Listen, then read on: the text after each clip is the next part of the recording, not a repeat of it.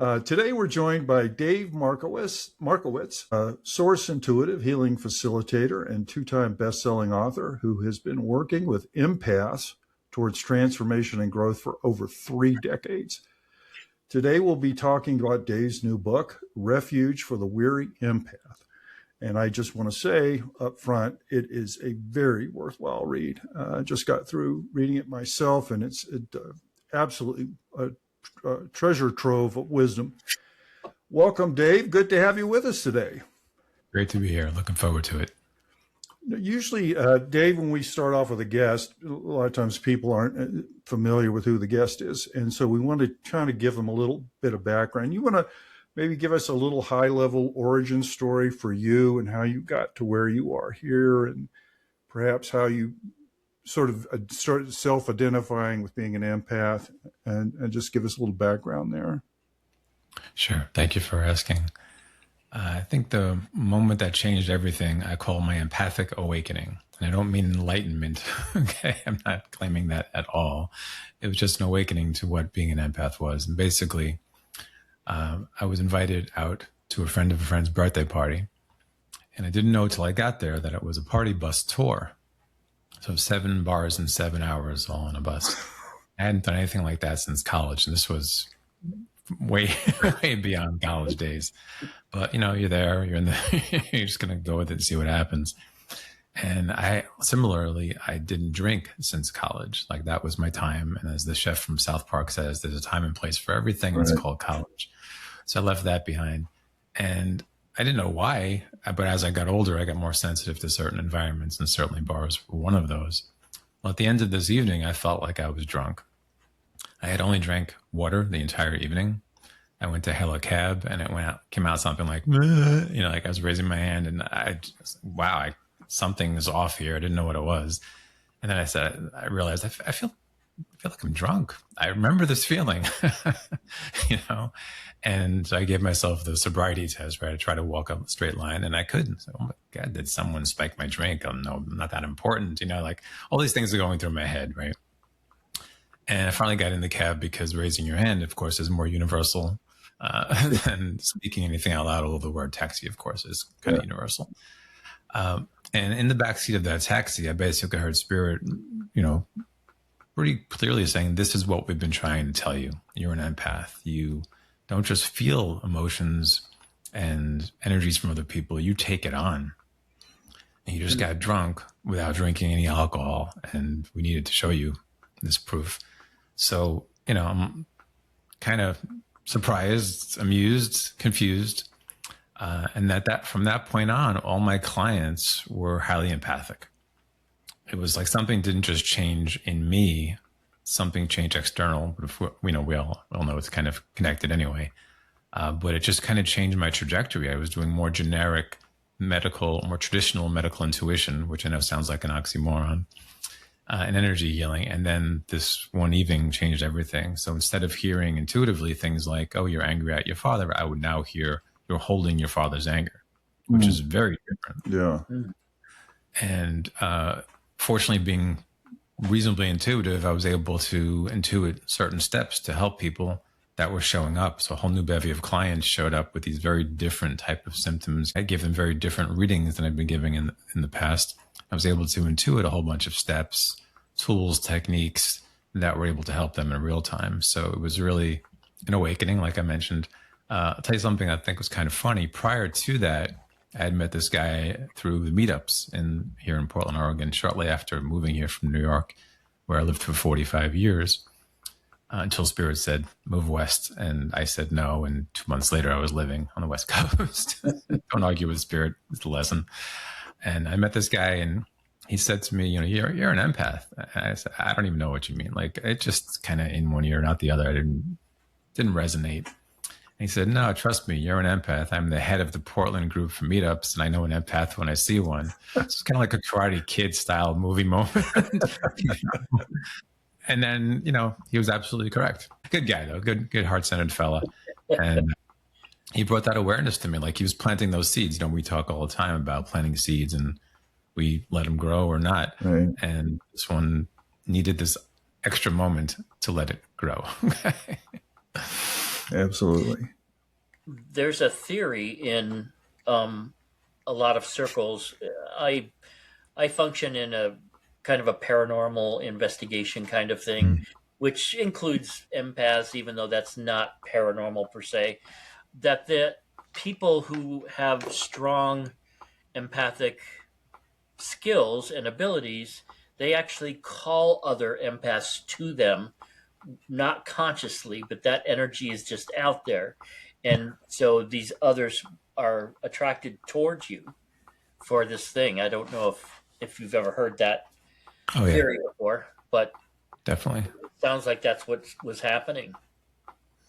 I noticed it more in social situations where, where there's a bunch of people, and at some point it would be myself and maybe 3, 4 other people, and they'd all be empathic, right? So we'd all be kind of in our own little corner, empaths unite, but do it from home, kind of thing.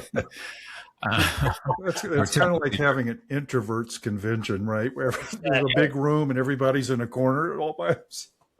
That's pretty much it. Yeah. So everyone else is out, being the life of the party, and we're just talking about metaphysics in the corner. So Yeah.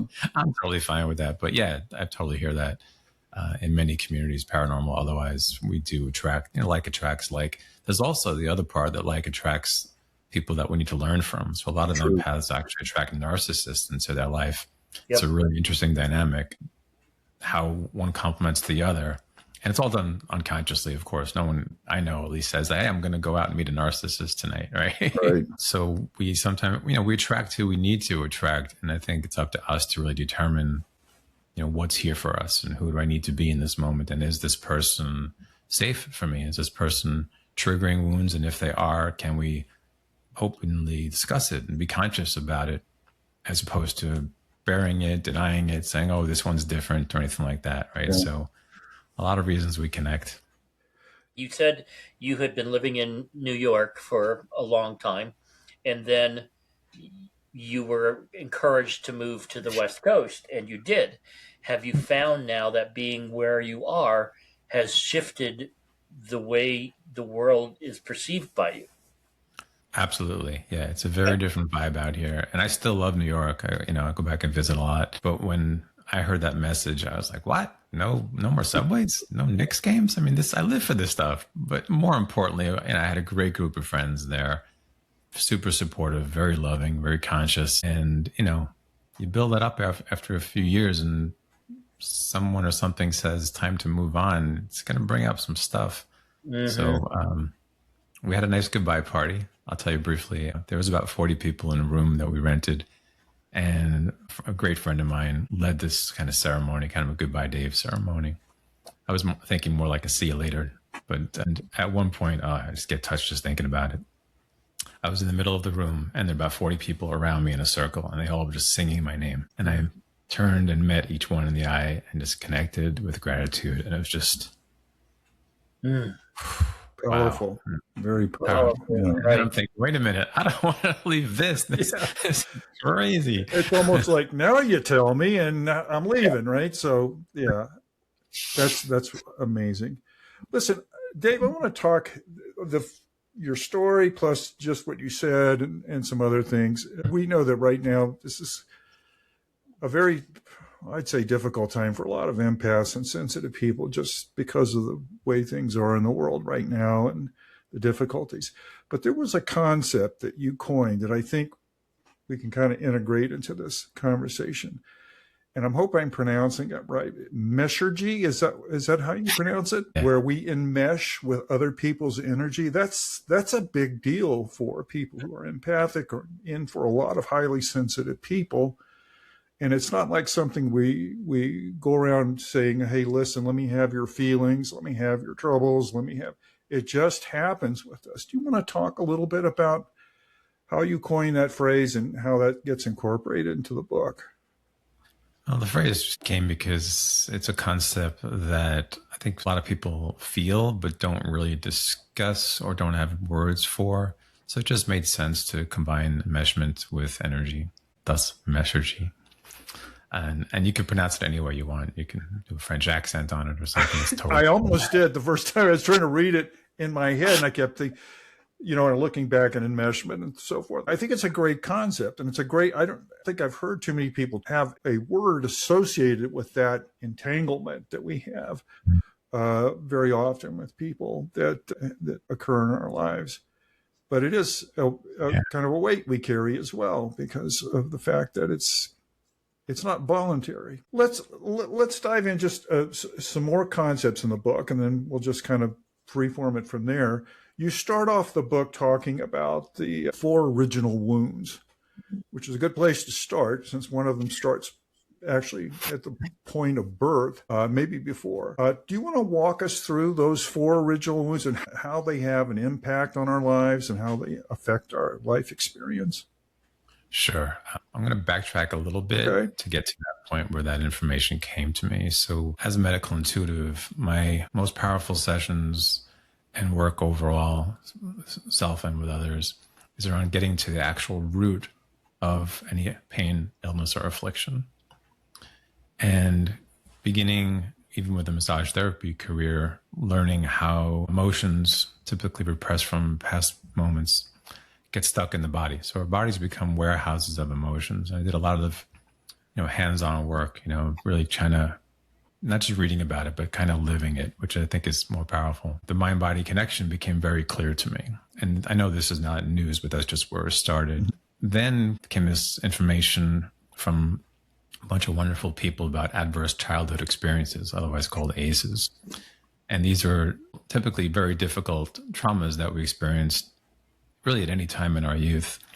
And they create these patterns that draw people to us that also wind up in a lot of pains and illness as well. And I kind of ran with that for a bit because it was just so powerful. Mm-hmm. And then I kind of started thinking root level, okay, that's part of it, but I think there's something even more of a root level that happens way before those happen. And I started intuiting all this information about these woundings that happen right around birth, pre and post. So the very, very tender formative years. And it's kind of a potentially touchy discussion because, I don't know, sometimes it's taken a wrong way. And I don't mean it like that. I mean it more to empower. It's not about blame, in other words. Right. So talk about when we're born, how traumatic that is. It's a physical abandonment. We had this nice, warm, loving home for 9 months where every need is cared for. And then we exit the womb and we're in a cold, often colder, certainly, and brightly lit room with all these strange sounds and noises and people's faces. And I don't think that gets enough attention. And it's very human. Of course, it's not about blame, right? So it creates an abandonment wound. And it's a very core level thing. And I started really feeling into this even deeper and deeper about like breakups that I had, even as a teenager, for example. They hurt like hell. And I realized, well, sure, they hurt in the moment, but how much of that is triggered by that original abandonment wound? And again, I don't feel like this is just really discussed enough, but how could that not be an abandonment wound, right? Right. It's like, it's so transformative. It's such a completely different experience in so many ways. And if we're not held right away, typically for a long time, as soon as we're put down, we start feeling that. We don't even know if we're going to survive. And we wonder why babies are crying a lot. Now, granted, they could be hungry, they could need to be changed, et cetera. Right. But there's also this underlying emotional relationship and this physical abandonment that happens.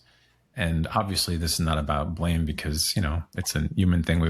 If you're here, you went through it. Right? Right. So that became very clear. And that wound showed me how much that leads into adult patterns, that we do things to avoid being abandoned, sometimes staying in unhealthy relationships. Mm-hmm. Whereas if we process the emotions around the abandonment wound, we might actually have a clearer sense on what relationships are actually best for us.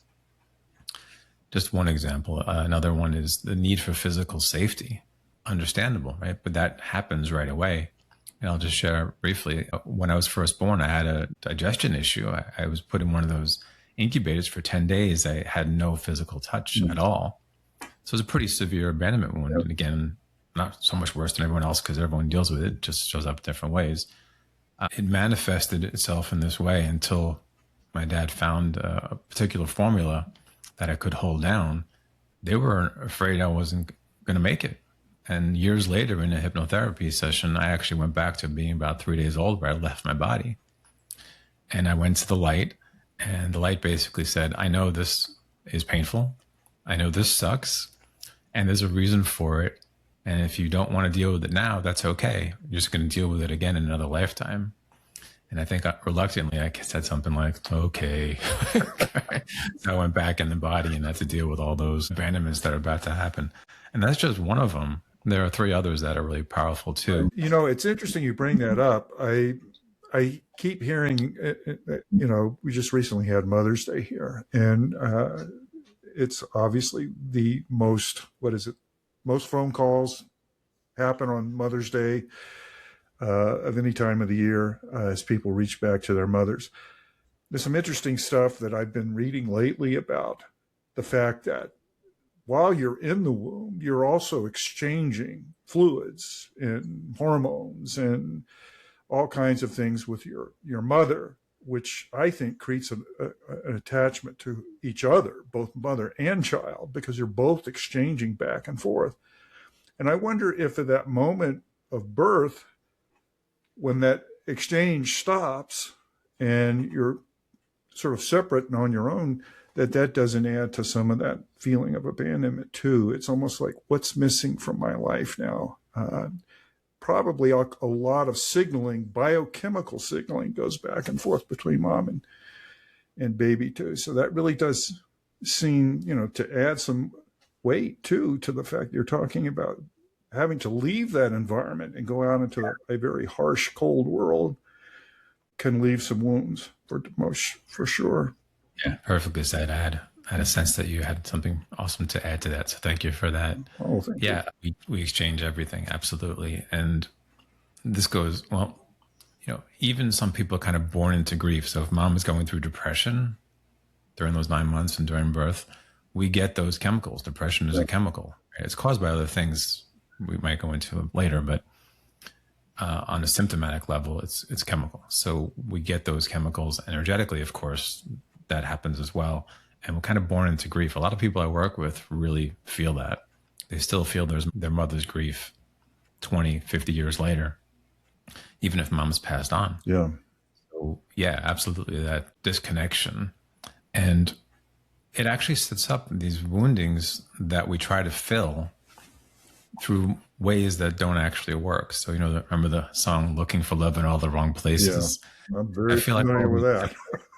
Yeah, right. We've all been there. I feel like all these separations, which we'll talk more about in a moment, leave voids, and we try to fill those voids typically with things that don't work, or they give us a temporary hit of connection. Right. And that's a beautiful thing. That's the oneness that we experienced prior to birth that we're all trying to get back to, I believe. We need connection. So what came to me in addition to the information about the wounding itself is the reminder that we learn through duality and contrast. So what I was able to see is that we go from this kind of oneness experience to these various separations and abandonments and spend the rest of our lives trying to fill those wounds, ideally with things that actually do work. But each of these separations create different pathways.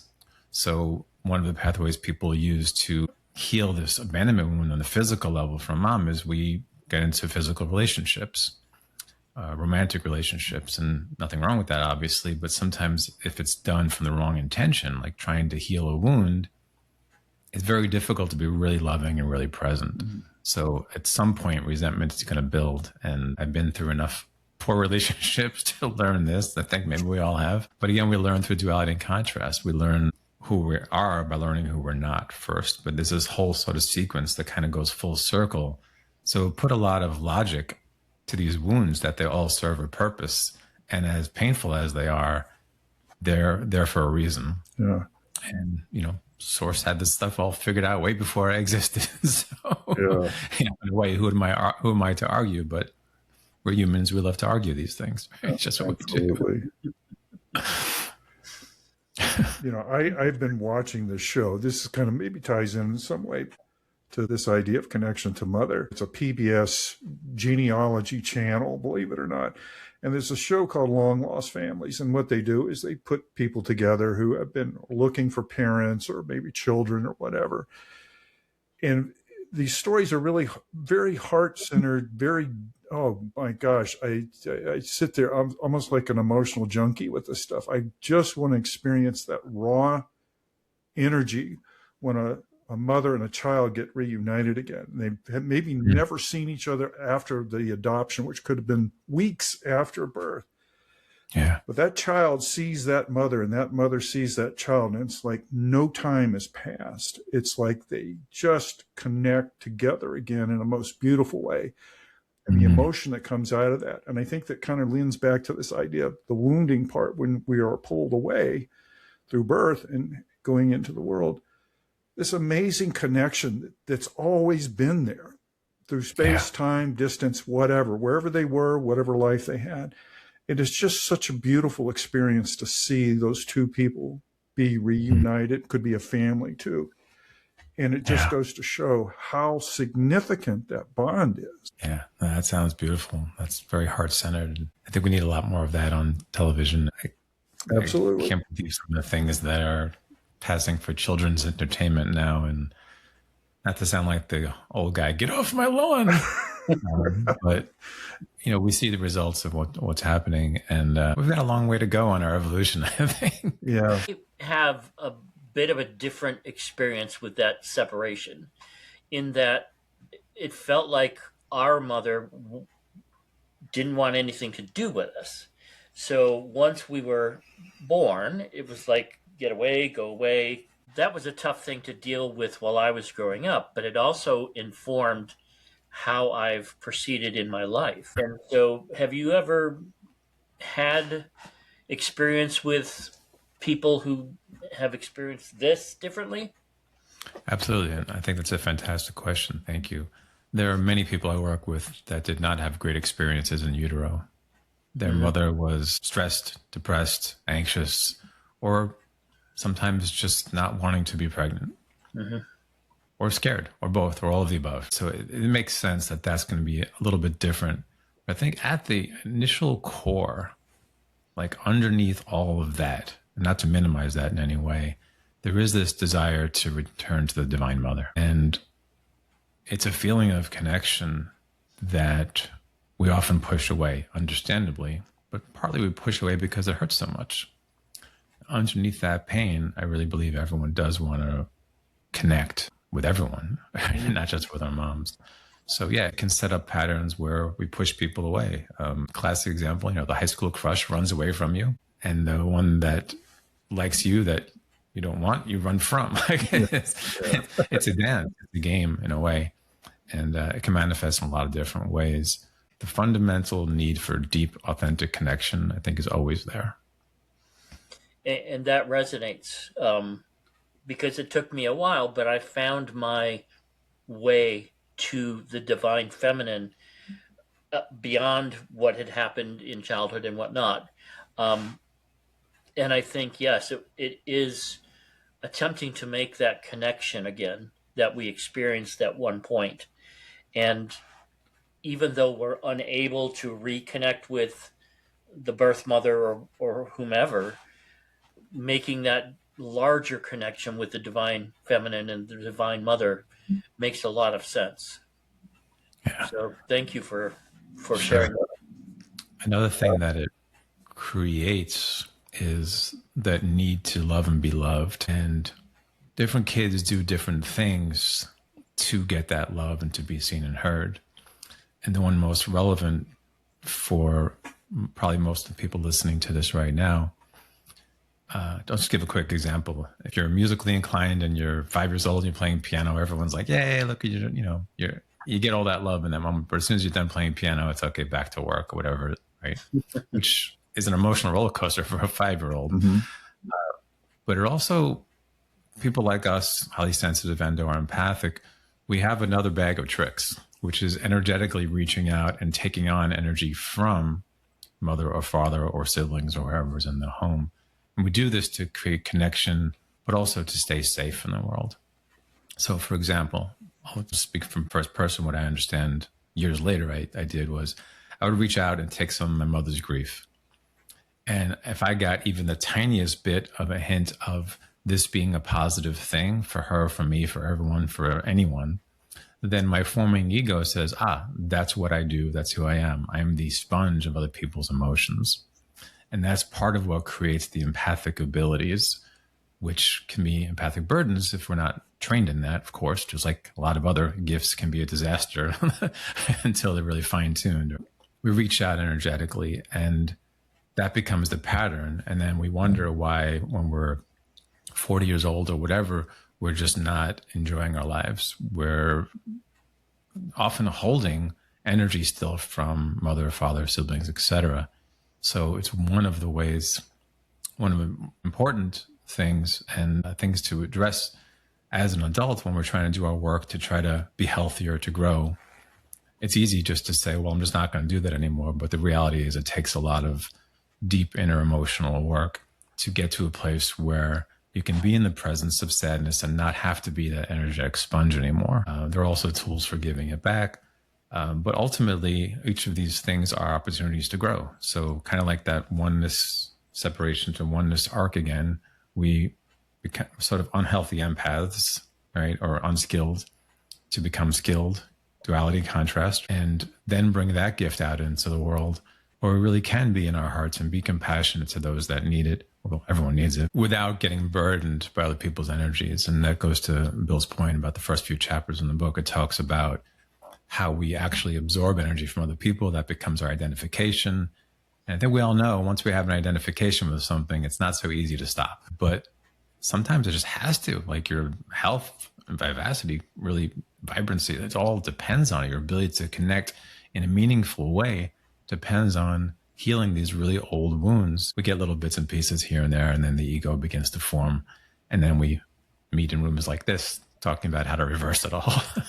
Well, that might be a good segue. What are some of the ways that you help people? I mean, because I know these things, it's almost like you're caught in this infinite loop, like almost in a computer program that's just continuously looping and looping and looping. And at some point you realize it's very dysfunctional and you'd like to break it, but sometimes you just don't know where to start and how to do that.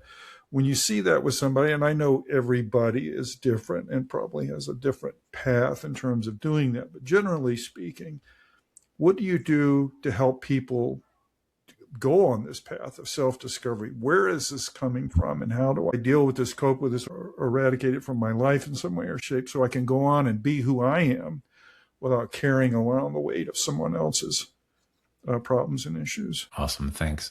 Similar to that computer program you mentioned, it's not something you can reason with. You can't reason with feelings.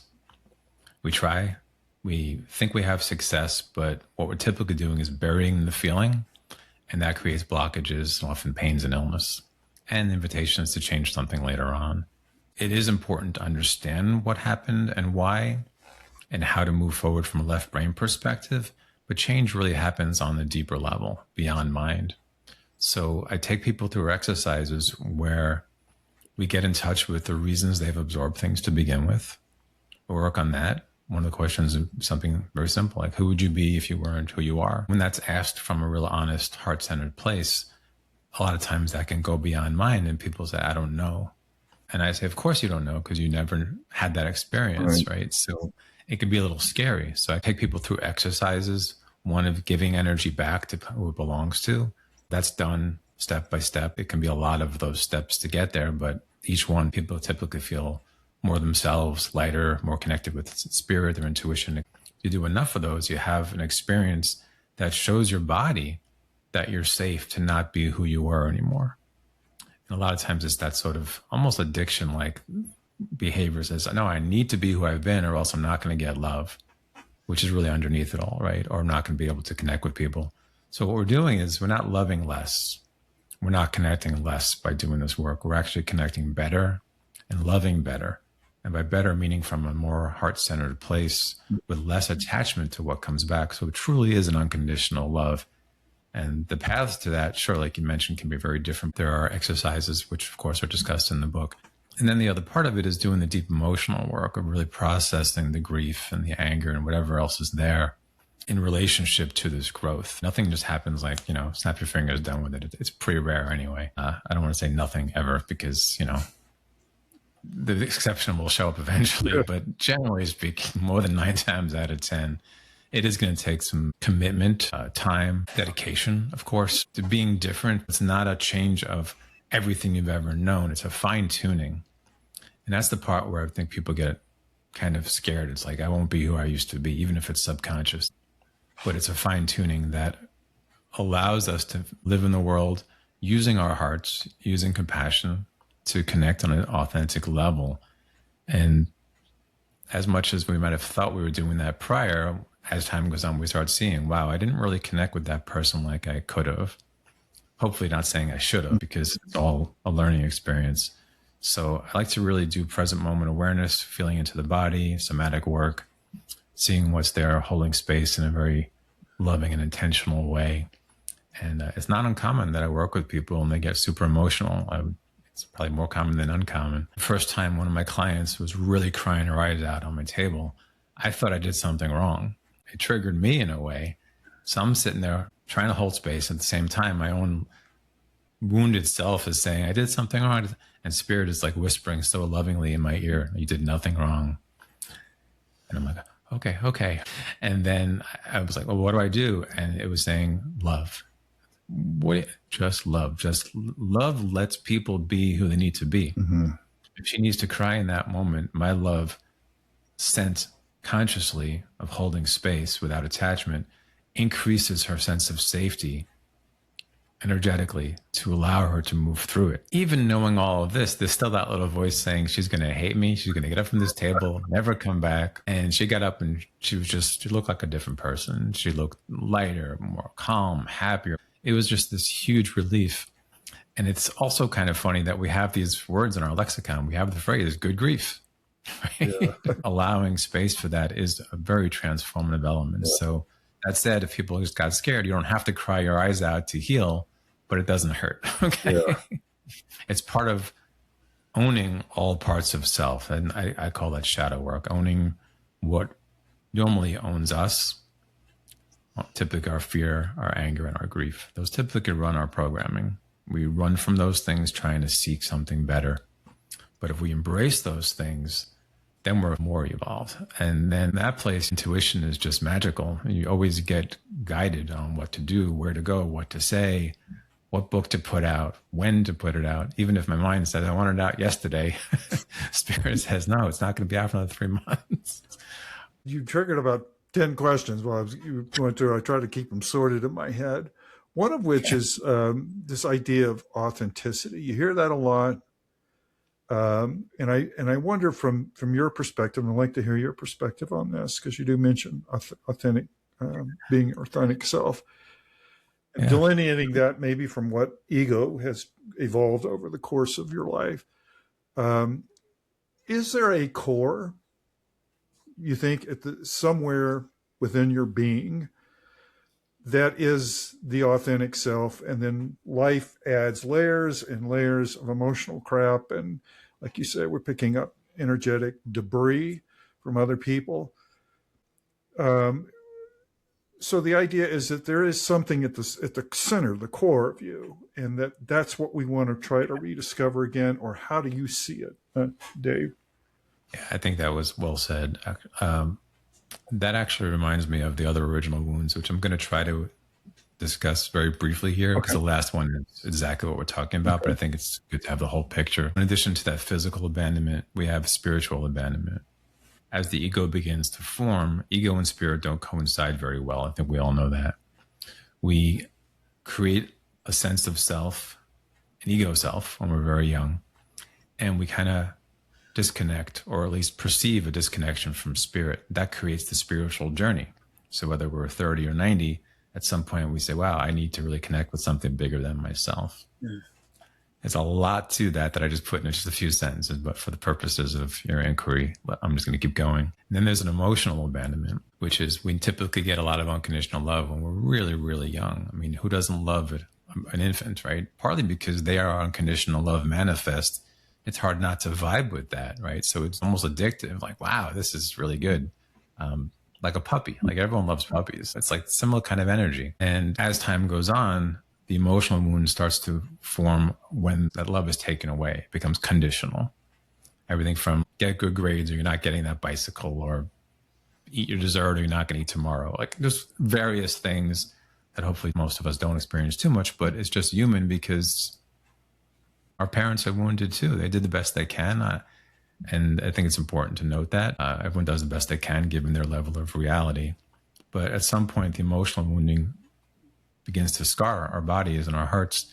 And then we look to heal that somehow. And then that fourth wound is a combination of the first three, which is the authenticity wound. In other words, we create a false sense of self just to get by in the world based on those first three woundings. We all want to get back to that place before we created that false sense of self to get to that core state of unconditional love. And it's a process, of course. It's lifetimes worth of processes. And if we know about it, we can take honest steps to incorporate that into our lives, to be authentic with what we're feeling, to dare ourselves to speak our truth, even when it's uncomfortable. We grow through these processes. We don't really grow by kind of sitting in a corner looking at a wall. So we have to kind of get in life and challenge ourselves to be authentic. And it could be really minor. When I first moved here, I remember going to a car dealer. I told him that I just moved here, and he said, what made you move? And I thought to myself, I'm going to be authentic. And I said to him, actually, I got a vision in a meditation. I decided to follow it. And I'm not kidding. We spent the next maybe 2 hours talking about spirituality. He was Sufi, which I found very interesting. We were just flowing with concepts for just a couple hours, completely forgot about the car, just completely connecting with this car salesperson, which, there are a lot of statistics saying that's the toughest job out there. And here I am having this amazing, beautiful connection with this person. It all happened because I dared myself to be more authentic. Well, I got to ask, Dave, did you get a good deal? Strangely, I was able to borrow a friend's car for a while. Okay. And then I actually looked him up when I was ready to buy, and he had retired. Oh, wow. Wow. My friend is gone. No, that's wrong. And I see that as you having been drawn there, not just for the car, because you had no idea that you were going to form this bond in that short amount of time. And so to me, that's spirit leading you to a place where you needed to have that conversation. Absolutely. Yeah, beautifully put. Yeah, thank you for that reminder. I do believe that when we're quiet, when we're not arguing, we can be led to the perfect situation with the perfect people. And look, it's like 15 years later or more, and I'm still sharing the story because it was so amazing. And it started with me daring myself to be authentic. I could have said, yeah, I just moved out here for work, and it would have been done. I might have bought the car that day. Yeah. I might have been overcharged. Absolutely. So it's a way of creating connection. And I think a lot of us kind of grow up, like I mentioned with that woman crying, I think a lot of us grow up really taught to be afraid of our emotions. And I understand because sometimes they can get really intense. But what I've learned is the more we befriend them, the less power they have over us. We operate in the world with them as opposed to trying to get rid of them or transform them. Think about it. Fear keeps you safe. And people say, oh, no, I don't do fear. Anger is a result of having boundaries crossed, among many other possibilities. Very important. And grief is your body's response to, I've lost something. Right. These parts of ourselves, these shadow parts of ourselves need to be illuminated. Even in the physical world, if there's a shadow, we illuminate it, the shadow goes away. It's not necessarily about making our shadows go away, but it's about decreasing their power over our lives, that we're not operating from those wounded places anymore. And when necessary, we cry because we lose a lot of people. Mark Twain had a wonderful quote, one of my favorites. He said, proportionally speaking, the loss of a king's crown is equal to the loss of a child's toy. And that just gave me permission to grieve anything, So, remember when you're like 5 years old, you cry about everything? Right. Maybe that's our natural state, right? It's true. And I think this is really important to talk about, particularly because our audience is highly sensitive men. And we all know about how we are conditioned as men going through our culture, many other cultures in the world, to be more stoic and less emotional and getting in touch with things. And things like anger, maybe even joy sometimes, you think about winning a championship in a football game or something, is permissible. But when you get into the tender things or the softer things or the more complicated things that need to come out as well, we're all human beings at the end. When you think about this, this is not a female assigned thing. It's a human assigned thing. And I think it's really important to, and I thank you for sharing about that, Dave, because I think, all of us men need to hear that over and over again, that it's okay. It's therapeutic, not only and cathartic, but it is also a natural state of human beings to be able to express those things. Absolutely. And the repression of those things create a lot more problems than good things, not just physical aches and pains, but relationship issues. I had many women I dated years back that were saying, I don't feel you. And I was like, I didn't even know what that meant. I'm there with the person. How do you not feel? I'm right there. It just didn't resonate. It was foreign. It was another language. So we suffer from that. Our heart suffers. Yeah. We don't really connect on a deep level. I agree. Highly sensitive men and everyone, we have these emotions that help us navigate our lives. And we're taught to stuff them in. A joke, but it's kind of true. For a while, I thought it would be better to be Fonzie than Richie. And I realized as time went on, I was much more Richie than Fonzie. As one person I said that to, she said, Dave, you were never that cool to begin with. I was like, I think I was. Oh, there's another fifth wound right there. Yeah. Oh, my goodness. But, even Fonzie in the show, I guess as the character arc was developed, he started showing a softer side to himself, which I think just goes to show it's a human thing, right? All of us, even the tough guys, have a soft side as well. I feel like unexpressed grief or pain causes that anger. And it seems like that to me with people who I've witnessed their what seemed like unreasonable anger. And it just made me question, well, what aren't they expressing to bring this out in them? Have you any experience with that as well?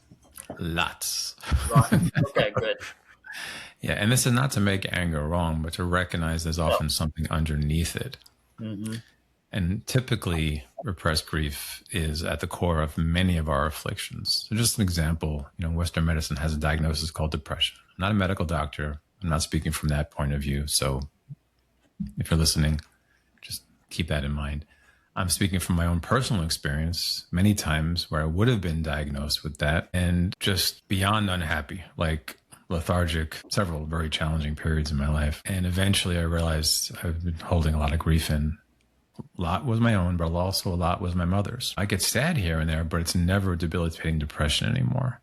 And I've never been on medications. Now, if you need medication, take your medication and do what your doctor tells you. I'm not here to say otherwise. I'm here to add to that, which is let's get authentic with very likely underlying root level causes of things. Even something like anxiety, we often think of that as just a mind, for lack of a better phrase, mind virus, where typically what I've seen is it's the mind trying to micromanage our emotions, which it just can't do. So it's like trying to, chase a chicken, right? Even if you grab it, it still wants to get away and you get all the other chickens. Not that I've ever done that, but I have seen it in movies. How can that not create some anxiousness? How can the world's events that are happening around us we're feeling in ourselves not create some kind of anxiousness? So to me, it's not something to make fun of, certainly. It's not something to solely reason with, although there's logic and benefit from that. It's something to feel into. And I'll share here, I think a lot of us know this because maybe we've done some men's work with other men in similar or even not similar situations who can just hold space for us. It's not something we can do on our own. The ego likes to convince. I can do this on my own. My first book was called Self-Care for the Self-Aware. Huge best-selling book on Amazon's top 20 for 41 consecutive months. And in retrospect, I'm looking at the title, I'm like, I kind of want to take that off the shelf now, right? But there is some self-care elements to it. But the deeper healing does not happen on your own, because the mind will always say it's not safe to access these parts of ourselves. So when we're being held in a sacred container, whether it's a one-on-one or in a group, then we can actually access those things. So we go into that a lot in the book about how important it is to get support. So, and whether it's from other men or otherwise, it's okay. Whatever it is, we need that support. And we need to know that we're safe in the world to do the deeper work. In fact, most of the pains and illness that don't go away, no matter what people try over and over and over and over again, two main causes. One is it's absorbed energy from other people, and that needs to be addressed with specific tools for that. And the other thing is that we're not feeling safe enough in the world to access these parts of ourselves. What that does is it creates a hyperactive nervous system. So there's all kinds of work, polyvagal theory, all these kind of things about trying to calm that down. But in a way, there's a judgment about the uncomfortable feelings in that mindset. So I'm not about calm down, because nobody wants to be told to calm down when they're erratic, right? Relax. It's not what we want to hear. No. But holding space for that part of ourselves is very different. And the healing is very similar. We don't want to make any reactions wrong. We want to honor them. They're parts of us, just like it's just, again, like we said, fine tuning it so that we can really move forward in our lives without those burdens. And you can imagine, or maybe it's difficult to imagine, but just even think for a moment, what would life look like if your nervous system was more relaxed than it is? Would your blood pressure be lower? Would you be less inclined to overeat? Would you be less inclined to seek relationships that don't really work for you? Would you be less inclined to be a fan of a team that doesn't win? Just a silly joke. Oh, I know that pain. There's so many factors in healing that we can't even touch them all in this conversation. But these are important ones. Yeah. And I can't recommend it enough. Years back in the more tribal cultures, when you lost a family member, it wasn't just you that lost that family member. The whole tribe feels it. Yeah. Tribe is there. They're singing your name. They're supporting you. They're grieving with you. They're even wailing with you. Like, that creates a space to allow, because when everyone else is doing it, it's easier for us to do it, right? That group mindset, right? There's a way to use that for positive. So if you're in a room with a bunch of people who are wailing, there's more chance that you can get to that place of wailing. Is it fun? No. Is it effective? Oh, yes. Right? And again, we want to do it very carefully in a sacred container to the level that your body is willing to go to. So it's very important to know this. If you're working with someone, or if you're a practitioner working with someone, to know what the limits of the other person might be, and to work and kind of dance around them, but don't push too much, because then it's ego, right? I'll just give a quick example. A friend of mine went to a hypnotherapist here in Portland years and years back, and he's a nice enough guy, but at one point he said, okay, now we're going to turbocharge your healing session. I don't know what he did, but she was on her back for like a week afterwards, just flat out. Like, he wasn't really honoring what she needed. And to me, that sounded much more ego. I'm going to give you a turbo session, right? It wasn't really honoring. So it's very important that we honor where people are. And we might not know, in which case we work intuitively, which ideally will show us exactly what to do, exactly what to offer, Right. how to do so, how much, and for how long. That's a key thing there, Dave. I think that, and I know you live in this space, is we are taught, especially in the West, that intuition is flaky, it's woo-woo, don't listen to it, it's always wrong, whatever. And the problem is that's not true. So much of what we learn about ourselves is not going to come from the monkey mind that's always talking about trying to control everything we do and how we do it. And I think for men particularly, and this is something I really like to express to highly sensitive men, is that intuitive part is a part of you as well. And it usually has access to things that your logical, creative, executive functioning brain may not have access to. And so that's something that we also need to get comfortable. And when you talked about smaller cultures, where you talked about indigenous communities who really do understand the intuitive part of things and how that connects people together as well, that's something we really need to start teaching our children. We need to start teaching our adults as well, and especially for men who seem like I can't logically, rationally reason my way through this, to maybe explore other areas, right? Yeah.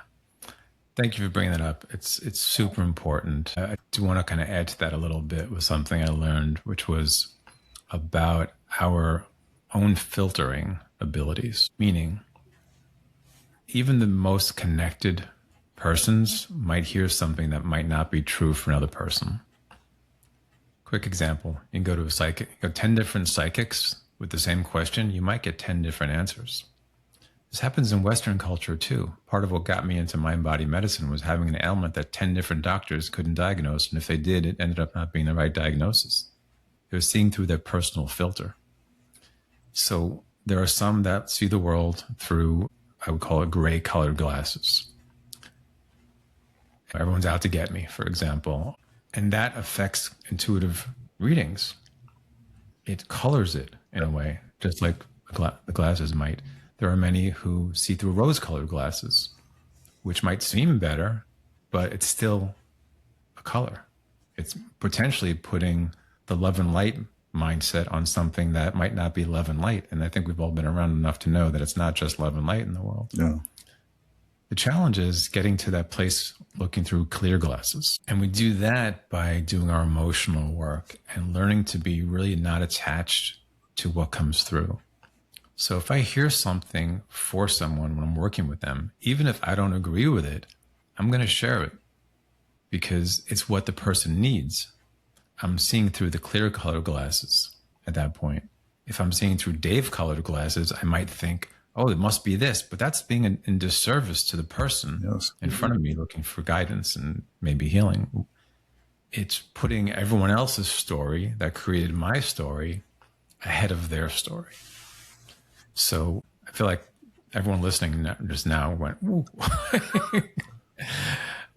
It's okay if it brought up some fear, right? Because sometimes we wonder, I'm really intuitive. Why isn't this happening? Well, it might not be what the world needs. It might not be what your client needs. It might be through your personal filter. Not wrong, not bad, but not potentially as good as it could be. So the work is getting to that neutral place. And I think some of us know that, like, even the really intuitive among us, self included, if I'm in a place of really heightened emotion, I'm not going to intuit clearly. I'll try, but I know the answer is not going to happen at some level, right? When I finally get into my heart, that's when the information comes that's much clearer. So for personal guidance for other people as well, it's a part I don't really see discussed very much. It is in the book, obviously, amongst a bunch of other, I hopefully think, to be powerful tips to get us through this, as Prince said, this thing called life. Right? Yeah. Life is messy. It's got ups and downs and roller coasters of all kinds, and we try to micromanage it. And what we're really trying to do is micromanage our feelings. And if we open to those feelings, we don't have to micromanage things anymore. And other people around us feel that. They feel the unconditional love associated with that. And to me, that's a really powerful place to be. Am I there 100%? No. But I know I'm more there now than I was yesterday, than I was the day before. And that's really the only healthy level of measuring this. Not that it's quantifiable, but I know now what brings me to the next place. When I'm working with someone, it just comes through. A lot of people do like kind of rituals prior to, and nothing wrong with that if that's your thing. I just sit down and within a microsecond, I'm feeling source energy. It's just so ingrained right now. So I can get to exactly what the person's dealing with, see it through those clear lenses, right? Or is it lens? Lens is plural already, right? It's not lenses. It depends on if you're looking through two eyes or one. Or the third eye. Or the third eye, yeah. Then that could be a singular lens. And I'm here to say we don't need lenses at all. Just see it for what it is. There you go. You can see things. Yeah. Well, Dave, this has been fabulous. I think we could go on for another hour easily. But we've got to wrap it up. And I do want to leave with one call out for your book. Remember, the book is Refuge for the Weary Empath. Please go read it. If you're a highly sensitive person, there is a wealth of information in there, practical information that you can use in your life. But I want to leave with one thing, and I won't read it out, but I thought it was very beautifully put. We live in a time now when AI is everywhere. And you wrote a little paragraph about referencing AI speaking back to the empath. And I'm not going to read it. You're going to have to go out there and get the book to read this comment. But I thought it was one of the most beautifully put, refreshing things to hear. It's not fear-based. It's saying, I'm not you. I'm not as wonderful and as gifted as you are. And I think that's something to help put some perspective on this. And I suggest you get, like I said, get the book and read it yourself. But it was a beautifully put phrase, Dave, and I really appreciated that. Thank you for mentioning that. I appreciate that. Well, that's going to wrap it up for this episode. I want to thank our guest, Dave Markowitz. And as always, stay tuned next time for another guest. Please like and support our channel here. And one last thing, Dave, how can people get a hold of you, reach you, whatever, about your work or contact you? Is there a website or someplace they can go to? Yeah, it's my name, davemarkowitz.com. And on there, you can find links to all the books, although I would recommend the most recent one because I think it takes some of the best pieces of the earlier ones. Am I just talking myself out of a sale here? I think if you sell the first one, you may sell the other two as well as follows. But I tell you, right, I think what you're saying is true. They should go to the last book and read that. Yeah, I think so too. We mentioned prior to this recording about the potential differences between highly sensitive men and empathic men. My book is called Refuge for the Weary Empath. Included in that is also Refuge for the highly sensitive person and or the intuitive person. Empath is just a word that a lot of people I work with tend to identify with. Ultimately, it's the same kind of energy where we can feel and potentially absorb things from other people. The empath tends to hang on to it a little bit more, whereas the sensitive is more literal. I'm just sensitive to other thoughts, other feelings, emotions, and experiences of others.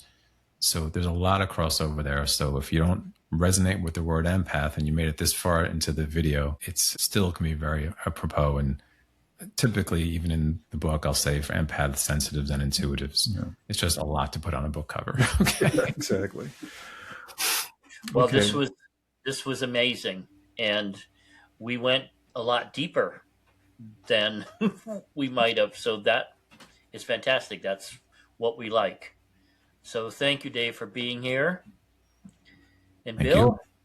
Thank you for being here with us as the co-host. But we'll see you all next time. Thank you for listening in. And this is Stillwater's podcast.